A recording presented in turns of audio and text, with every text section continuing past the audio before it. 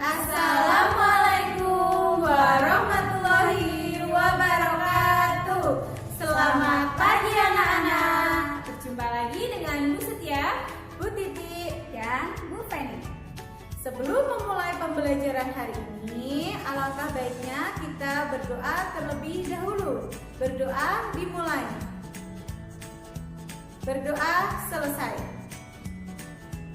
Anak-anak, hari ini kita akan belajar tema 4, sehat itu penting. Subtema 2, peredaran darahku sehat. Selamat menyaksikan video Pembelajaran kali ini yaitu untuk PPKN, siswa dapat mengidentifikasi hak, kewajiban, dan tanggung jawab secara tepat. Untuk bahasa Indonesia, siswa dapat mengidentifikasi pengertian, ciri-ciri, dan membuat pantun secara menarik. Untuk IPA, siswa dapat mengetahui sistem peredaran darah dan fungsinya. Masuk ke dalam muatan PPKN, yaitu tentang hak, kewajiban, dan tanggung jawab yang akan dijelaskan oleh Bu Titi. Pada pembelajaran kali ini, Bu Titi akan menjelaskan muatan pelajaran PPKN tentang hak, kewajiban, dan tanggung jawab. Pada pelajaran sebelumnya, kita sudah pernah belajar apa itu hak, kewajiban, dan tanggung jawab. Masih ingatkah kalian? Nah, apa itu hak? Hak adalah segala sesuatu yang didapatkan oleh manusia sejak lahir. Contohnya yaitu memiliki tubuh yang sehat. Kewajiban adalah segala sesuatu yang harus dilaksanakan oleh seseorang. Contohnya yaitu menjaga kesehatan tubuh. Tanggung jawab adalah kesadaran melaksanakan tugas baik terhadap diri sendiri, keluarga, masyarakat, lingkungan, negara, maupun Tuhan Yang Maha Esa. Contoh dari tanggung jawab yaitu makan makanan sehat dan bergizi, serta olahraga secara teratur agar tubuh sehat. Antara hak, kewajiban, dan tanggung jawab di sekolah. Misalnya, siswa berhak memperoleh nilai yang bagus saat ujian. Kewajiban dari siswa tersebut adalah belajar, dan tanggung jawabnya adalah belajar dengan rajin dan sungguh-sungguh. Sebagai anak, kita memiliki hak, kewajiban, dan tanggung jawab yang harus dilakukan. Mari kita simak hak, kewajiban, dan tanggung jawab kita sebagai anak berikut ini. Hak sebagai anak yang pertama, mendapatkan pendidikan. Yang kedua, mengungkapkan dan didengar pendapatnya. Yang ketiga, bermain sesuai tahap usianya. Keempat, mendapatkan penghidupan yang layak. Dan yang kelima, mendapatkan perlindungan dari orang dewasa. Selanjutnya adalah kewajiban kita sebagai anak. Yang pertama, membersihkan lingkungan sekitar. Yang kedua, menghormati orang yang lebih tua. Yang ketiga, membantu teman, orang tua, dan guru. Yang keempat, mematuhi perintah orang tua. Dan yang kelima, belajar dengan sungguh-sungguh.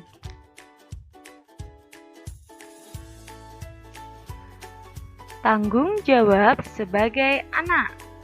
Yang pertama, menjaga kebersihan lingkungan rumah, sekolah, dan masyarakat.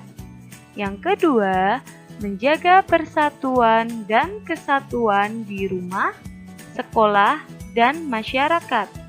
Yang ketiga, menjaga ketertiban lingkungan rumah, sekolah, dan masyarakat. Dan yang keempat, menjaga kerukunan lingkungan rumah, sekolah, dan masyarakat.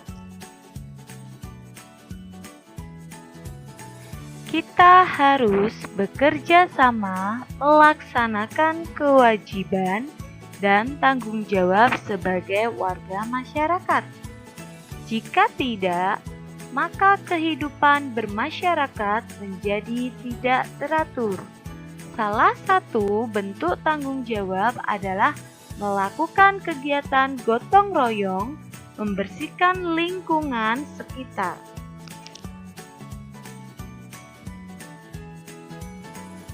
Mari kita perhatikan contoh upaya melaksanakan tanggung jawab sebagai warga masyarakat.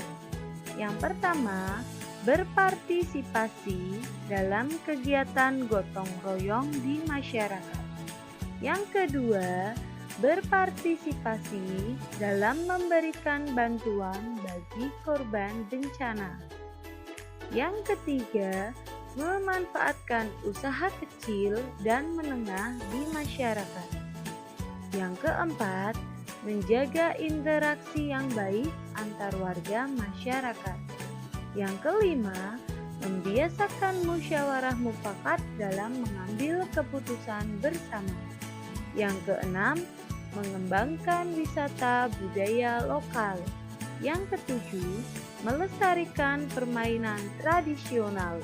Dan yang kedelapan, berpartisipasi dalam sanggar tradisional.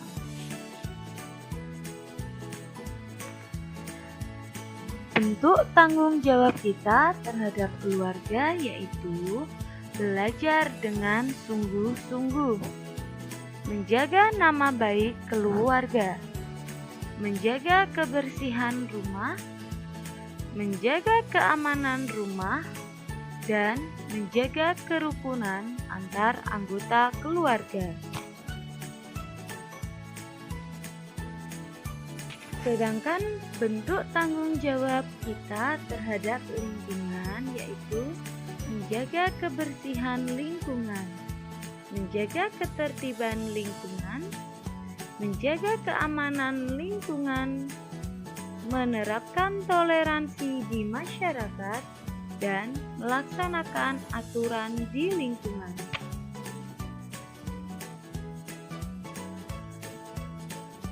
Adapun akibat jika kita tidak melakukan tanggung jawab terhadap lingkungan. Misalnya, jika kita menebang hutan secara liar, maka akan menyebabkan banjir dan tanah longsor. Kemudian, jika kita membuang sampah ke selokan, maka akan terjadi banjir ketika hujan lebat dan menjadi sumber penyakit dan sarang nyamuk. Di sekolah, siswa memiliki tanggung jawab yang harus disadari. Tanggung jawab ini berkaitan dengan pelaksanaan kewajiban siswa saat di sekolah. Setiap siswa hendaknya memiliki sikap dan tanggung jawab. Mari kita perhatikan contoh bentuk tanggung jawab dan pelaksanaan di sekolah berikut ini. Bentuk tanggung jawabnya yang pertama, kebersihan sekolah. Nah, pelaksanaannya seperti membersihkan kelas, mengikuti kerja bakti, dan membuang sampah pada tempatnya. Yang kedua, ketertiban sekolah. Pelaksanaannya datang ke sekolah tepat waktu, mengikuti kegiatan belajar dengan tenang, dan memakai seragam sekolah. Yang ketiga adalah keamanan sekolah. Pelaksanaannya menaati aturan sekolah, waspada terhadap orang yang masuk ke lingkungan sekolah. Contoh bentuk tanggung jawab yang keempat adalah keindahan sekolah. Pelaksanaannya merawat tanaman di sekolah, menjaga kebersihan dinding sekolah, menghias halaman kelas. Dan yang kelima, bentuk tanggung jawabnya adalah kekeluargaan sekolah. Pelaksanaannya yaitu berteman tanpa membeda-bedakan, membantu teman yang membutuhkan, dan bersikap sopan kepada semua warga sekolah. Masuk ke dalam materi bahasa Indonesia yaitu tentang pantun yang akan dijelaskan oleh Bu Setia. Pertama adalah pantun. Pantun merupakan salah satu seni merangkai kata. Kalian pernah dengar sebuah pantun? Pantun dapat digunakan untuk mengungkapkan perasaan seseorang mengenai suatu kejadian atau peristiwa yang dialaminya. Pantun memiliki ciri khas sehingga berbeda dengan bentuk puisi lainnya. Bacalah contoh pantun berikut nih. Bu Setia akan membacakan contoh pantunnya ya. Bermain di taman dengan akur, bersama teman naik jungkat-jungkit. Mari kawan kita bersyukur, menjaga kesehatan sebelum sakit. Nah, untuk baris pertama dan kedua itu disebut dengan sampiran. Untuk baris ketiga dan keempat disebut dengan isi.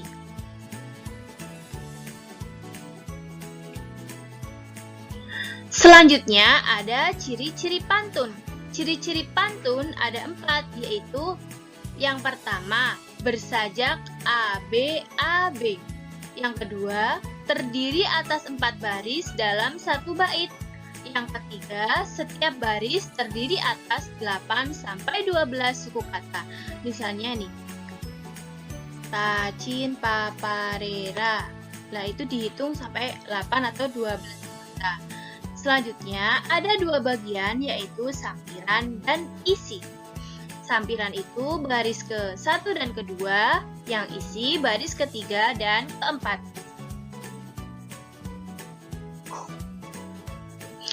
Selanjutnya, dalam pantun itu kan ada isinya ya. Lah bagaimana sih menjelaskan isinya? Contoh pantun berikut. Bawa paku dan juga palu digunakan untuk buat pagar.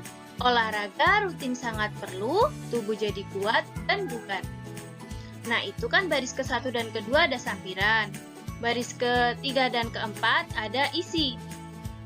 Isinya itu, olahraga rutin sangat perlu, tubuh jadi kuat dan bugar. Nah, isi atau makna pantun di atas adalah anjuran pentingnya berolahraga rutin agar tubuh menjadi kuat dan bugar. Selanjutnya, jenis pantun berdasarkan usia. Berdasarkan usia, pantun digolongkan menjadi 3 jenis, yaitu ada pantun anak-anak, pantun orang muda, dan pantun orang tua. Untuk lebih lengkapnya, kalian bisa buka Bupena halaman 17 yang Bupena 5B. Di sana ada berbagai contoh tentang pantun anak-anak, pantun orang tua, dan pantun orang muda.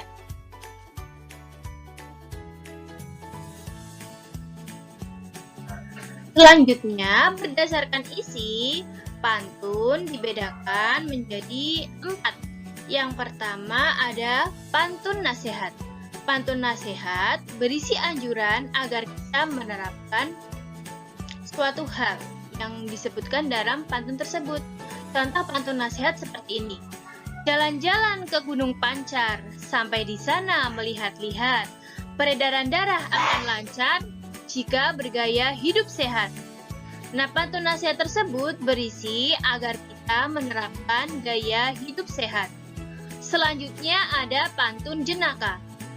Contohnya, berjalan sambil mengendap, tanpa suara mengumpat di balik kendi. Dari mana asal bau tak sedap? Ternyata dari kamu yang belum mandi.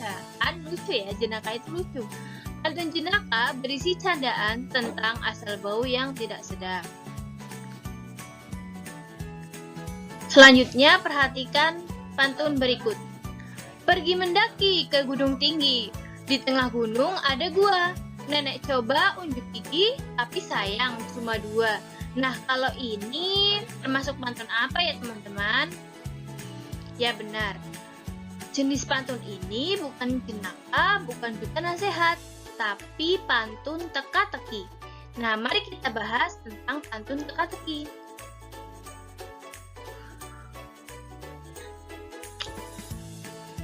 Nah, berdasarkan isinya itu, tadi kan sudah ada pantun nasihat dan pantun yang jenaka. Selanjutnya, pantun teka-teki. Pagi-pagi ikut aerobik, jangan lupa pakai sepatu. Berkaki 4 dan mengembik. Hewan apakah itu? Hewan apa? Yo, coba. Hewan kambing ya. Contoh pantun kiasan. Lihat adik duduk termenung, membayangkan enaknya kue pie. Hendak hati memeluk gunung, apa daya tangan tak sampai. Nah, maksudnya apa nih kiasan? Kiasan itu seperti puisi, kata-kata yang sesuatu hal gitu. Nah, pantun teka-teki terdapat pertanyaan yang menarik untuk dijawab pada bagian isi pantun. Kalau pantun kiasan, cirinya adalah pantun yang berisi kata kiasan, yaitu mengibaratkan sesuatu dengan sesuatu yang lain. Nah, sekian penjelasan dari Bu Setia. Masuk ke penjelasan oleh Bu Feni, yaitu tentang sistem peredaran darah manusia. Pada muatan pelajaran ilmu pengetahuan alam, kita akan membahas tentang sistem peredaran darah pada manusia dan fungsinya. Apakah kamu pernah merasakan denyut nadimu sendiri? Jika kamu ingin merasakannya, cobalah letakkan tangan kananmu pada dada bagian kirimu. Atau bisa kamu lakukan dengan meletakkan jari tangan kananmu pada bagian pergelangan tangan kirimu. Kamu akan merasakan ada denyutan atau detak jantung. Denyutan tersebut timbul akibat aktivitas jantung saat memompa darah. Anak-anak, masih ingatkah pada pelajaran sebelumnya? Pada sistem organ pencernaan manusia, yang bertugas menyerap sari-sari makanan adalah usus halus.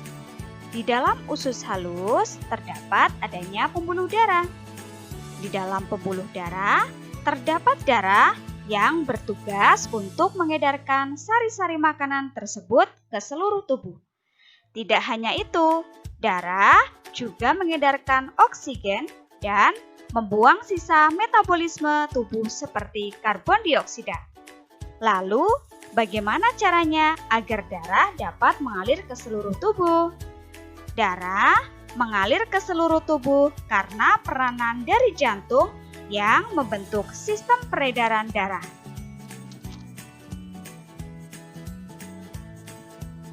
Organ peredaran darah pada manusia dan fungsinya. Sistem peredaran darah adalah mengalirnya darah yang dipompa oleh jantung di dalam tubuh. Sistem peredaran darah manusia tersusun atas jantung, pembuluh darah, dan darah. Sedangkan organ yang terlibat dalam sistem peredaran darah antara lain jantung, pembuluh darah, dan paru-paru.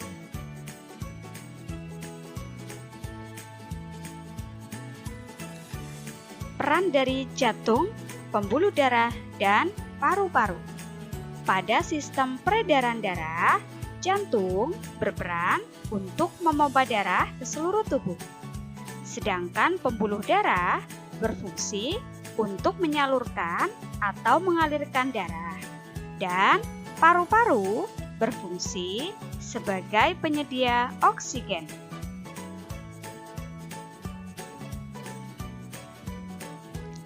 Bagian-bagian jantung dan pembuluh darah. Jantung pada manusia memiliki 4 ruang, yaitu terdiri atas 2 serambi dan 2 bilik, serta terdapat adanya katup jantung. Selain itu, terdapat 2 pembuluh darah.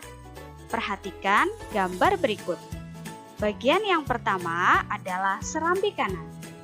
Serambi kanan berfungsi untuk menerima darah yang kaya karbon dioksida dari seluruh tubuh. Bagian yang kedua adalah serambi kiri. Serambi kiri berfungsi untuk menerima darah yang kaya oksigen dari paru-paru. Bagian yang ketiga adalah bilik kanan. Bilik kanan berfungsi memompa darah yang kaya karbon dioksida ke paru-paru. Bagian yang keempat adalah bilik kiri. Bilik kiri berfungsi untuk memompa darah kaya oksigen ke seluruh tubuh. Bagian yang kelima adalah katup jantung. Katup jantung berfungsi sebagai tempat keluar masuknya darah. Bagian yang keenam adalah pembuluh darah vena dan bagian yang ketujuh adalah pembuluh darah aorta. Selanjutnya, kita akan membahas tentang jenis-jenis pembuluh darah pada tubuh kita. Berdasarkan arah alirannya, pembuluh darah dapat dibagi menjadi dua, yaitu yang pertama, pembuluh darah arteri atau nadi. Pembuluh arteri tersusun atas arteri terbesar yang disebut aorta dan pembuluh arteri terkecil yang disebut arteriol. Dan jenis yang kedua yaitu pembuluh darah vena atau balik. Pembuluh vena tersusun atas pembuluh vena terbesar yang disebut vena cava, sedangkan pembuluh vena terkecil yang disebut venula. Berikutnya adalah merupakan tabel perbedaan antara pembuluh darah arteri dan pembuluh darah vena. Ciri-ciri dari pembuluh nadi atau arteri antara lain berisi darah bersih atau mengandung oksigen, mengalirkan dari jantung ke seluruh tubuh, aliran darah keluar dari jantung, letak lebih dalam, tidak memiliki katup, serta dinding tebal dan elastis. Sedangkan ciri-ciri dari pembuluh balik atau vena antara lain berisi darah kotor atau mengandung karbon dioksida, mengalirkan darah dari seluruh tubuh ke jantung, aliran darah masuk ke jantung, letak di permukaan, memiliki katup, serta berdinding tipis. Macam-macam peredaran darah pada manusia. Berdasarkan aliran darahnya, darah mengalami dua macam peredaran, yaitu peredaran darah kecil dan peredaran darah besar. Kira-kira apa ya perbedaan dari keduanya?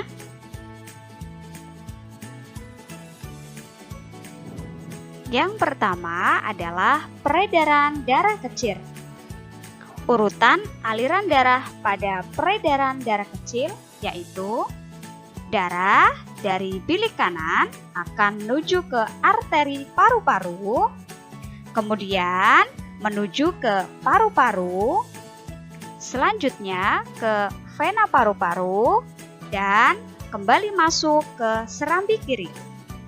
Atau secara ringkasnya adalah darah dari jantung mengalir ke paru-paru, kemudian kembali lagi ke jantung. Yang kedua adalah peredaran darah besar.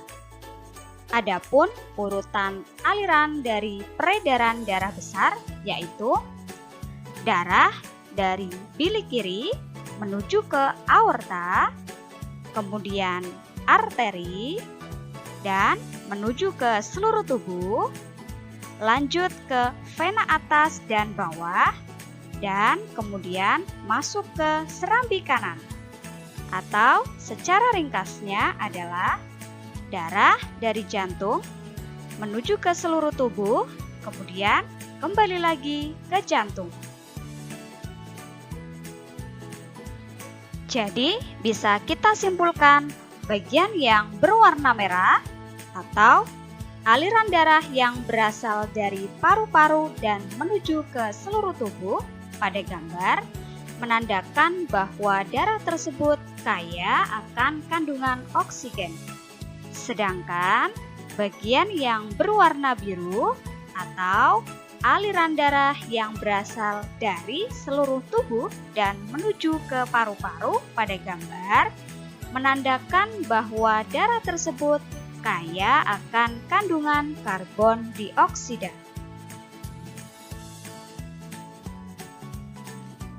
Selanjutnya, kita akan membahas tentang fungsi darah pada tubuh kita. Darah pada tubuh kita tersusun atas plasma darah, sel darah, dan keping darah. Yang ketiganya itu memiliki fungsi yang berbeda. Plasma darah atau cairan darah berfungsi untuk mengedarkan zat makanan ke seluruh tubuh. Sel darah merah atau eritrosit berfungsi untuk mengangkut oksigen ke seluruh tubuh. Sel darah putih atau leukosit berfungsi untuk membunuh kuman penyakit yang masuk ke dalam tubuh. Sedangkan keping darah atau trombosit berfungsi dalam proses pembekuan darah atau penutupan luka pada tubuh. Dari pembelajaran muatan ilmu pengetahuan alam, dapat kita simpulkan bahwa 1. Organ yang terlibat pada sistem peredaran darah ialah jantung, pembuluh darah, dan paru-paru. Yang kedua, berdasarkan aliran darahnya, sistem peredaran darah pada manusia ada 2 macam, yaitu peredaran darah kecil dan peredaran darah besar. Yang ketiga, darah tersusun atas plasma darah, sel darah merah atau eritrosit, sel darah putih atau leukosit, dan keping darah atau trombosit.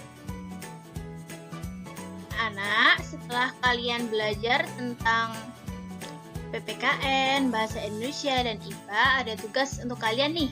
Yang pertama, tugas Bahasa Indonesia, buatlah sebuah pantun sesuai kaidah dan ciri-cirinya. Untuk IPA, gambarlah salah satu aliran peredaran darah, boleh kecil ataupun besar, disertai bagan alirannya. Terima kasih.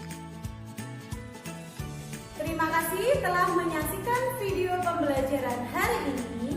Anak-anak, ada sebuah pantun untuk kalian. Semarang itu kota lama. Di Sulawesi ada kota Palu. Murid-muridku